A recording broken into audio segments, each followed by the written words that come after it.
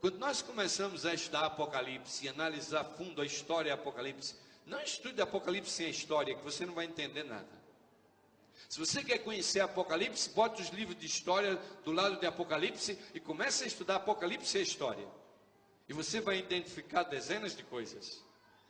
E aquilo que falo a vocês essa noite é identificado pela história e pela Bíblia. A realidade é que, olhando essa segunda besta, nós encontramos o perfil dos Estados Unidos da América. Exatamente vindo desse território desocupado, por cristãos que fugiram da Europa buscando a liberdade, e essa nação cresceu sobre os marcos da liberdade religiosa.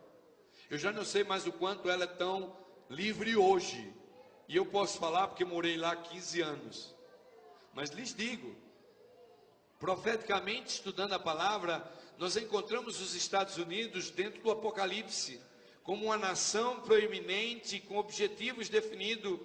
Esse poder que tem a aparência de cordeiro, mas fala como dragão, é quem vai formar a imagem da besta. A primeira besta foi formada como fruto de uma apostasia da igreja cristã.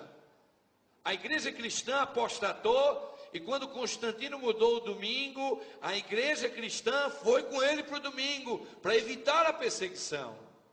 E essa apostasia gerou o controle da igreja, oprimindo e perseguindo, jogando cristãos na fornalha e jogando cristãos nas arenas para ser tragada pelos animais ferozes. A igreja apóstata permitiu a entrada de costumes pagãos dentro da igreja.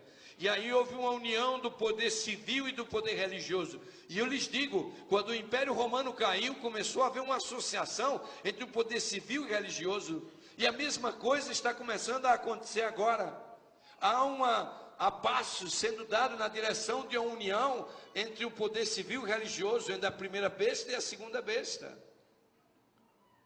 E essa semana, o pastor César me procurou. E ele me deu um papelzinho que ele queria que eu lesse para vocês.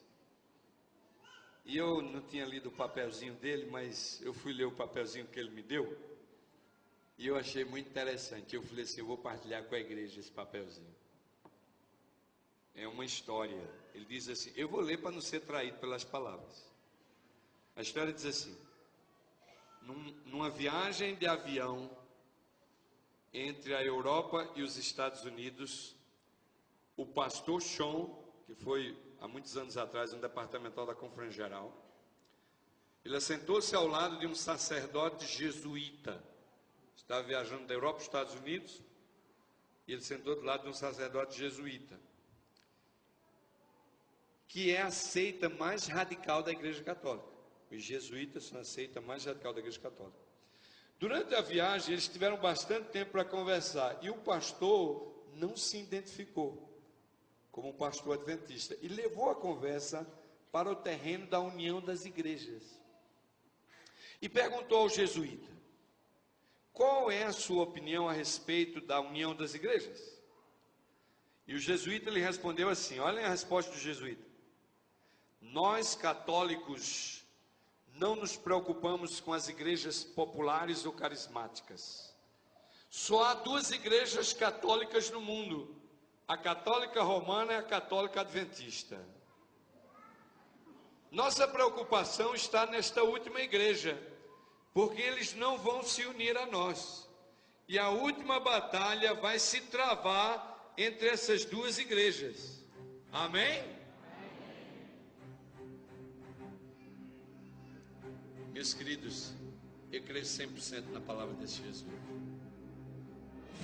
A controvérsia vai ser entre o sábado e o domingo. A controvérsia vai ser qual dia que nós vamos adorar. Os adventistas do sétimo dia travarão a batalha pelo sábado do sétimo dia. As autoridades nos Estados Unidos e em outros países se levantarão em seu orgulho e poder, e farão leis para restringir a liberdade religiosa.